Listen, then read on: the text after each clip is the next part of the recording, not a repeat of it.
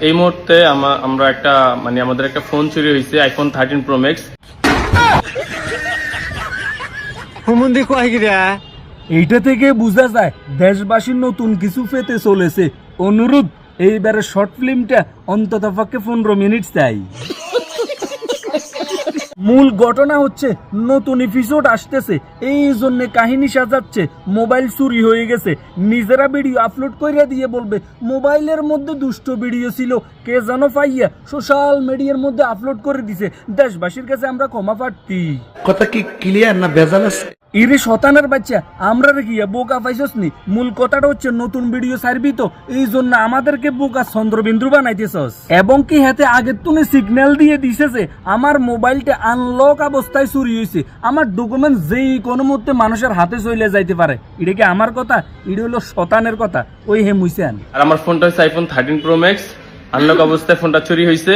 এইবার বুঝছেন তো কথা কি ক্লিয়ার নাকি কোনো ভেজাল আছে? মোবাইলটা আনলক অবস্থায় চুরি হয়েছে, মোবাইলের মধ্যে চোর প্রবেশ করতে পারবে, দুষ্ট ভিডিও পাবে, সেগুলিরও লইয়া সোশ্যাল মিডিয়ার মধ্যে আপলোড করে দিতে পারবে। মূল কথাটা হচ্ছে ভিডিওর মধ্যে আগের মতো ভিউজ নাই, ডলারও নাই, তো বাসা ভাড়া দিবে কোথায় থেকে, খাবে কোথায় থেকে?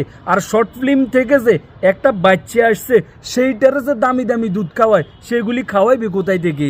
এই সব কিছু বিবেচনা কইরা তারা আপনাদেরকে নতুন এপিসোড দিতেছে। আপনারা আবার খারাপ চোখে দেখেন না, আপনারা তাদেরকে ভাই বোন মনে করেন। এখন নায়িকা কান্নাকাটি করতেছে, আমার সাথে কেন এগুলি ঘটে?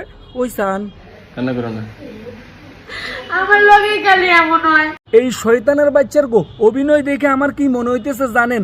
আইফোন 17 প্রো ম্যাক্স কিনার শখ হইছে, এই জন্য নতুন নাটক সাজাইছে, আর কিচ্ছু না। ঠিক নেবে ঠিক। আর না হইলে জমিদারে বাসা ভাড়া পাইবো, লাত্তি মেরি বাইর করে দিব। আর না হইলে হোলারে দুধ খাওয়াইতে পারেন না, আর না হইলে বাজার সাজার করতে পারেন না, বালাবুরে খাইতে পারেন না। এই কারণে নতুন শর্ট ফিল্ম দিতেছে, তবে বিপদে পড়ে দিতেছে। তো যারা যারা নতুন শর্ট ফিল্ম চাইবেন বা লিঙ্ক পাইবেন, তারা কমেন্ট বক্সে লিঙ্ক দিয়ে রাখিয়েন। আমি কোনো চাইতেন না, ওই যারা চাইবো হেতারা ইনে ঢুকি এটি চাইবো। আমি কোনো এগুলি চাই না, আমার এগুলির কোনো অভ্যেস নাই। এই জন্য আগের দিনের মুরব্বীরা কইতো কুত্তার ল্যাস যদি 12 বছর সুঙ্গের ভিতরে ঢুকে রাখেন, এইটা কোনোদিন সোজা হইতো না। আর এই শয়তানের বাচ্চারা যে সোজা হইব, এইটা কি করে ভাবলেন?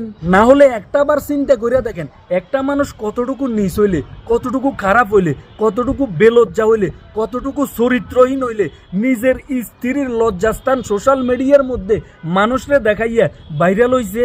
এই শয়তানের বাচ্চার কাছ থেকে, এই বেহায়াগুলির কাছ থেকে, এই বেয়াদবগুলির কাছ থেকে জাতি কি পাবে? ভালো কিছু আশা করা যায়? মাঝে মধ্যে চিন্তা করি, এদের কি আত্মীয় স্বজন নাই? এদের কি কোনো সমাজ ব্যবস্থা নাই? এদের কি মা বাবা নাই? এরা কি মা বাবা ছাড়া কি দুনিয়াতে আসছে? এদের কি কোনো বড় ভাই নেই? তারা ডাক দোয়াই দে নাকা না, এগুনেরও চোখে শরম নাই? আমি কি কাউকে গালি দিয়েছি? এই জন্য আল্লাহ পাক রব্বুল আলামিন হাদিস ও কোরআনের মধ্যে স্পষ্টভাবে লিখে দিয়েছে, যদি তোমার লজ্জা না থাকে তাহলে তুমি যা ইচ্ছা তাহাই করতে পারো।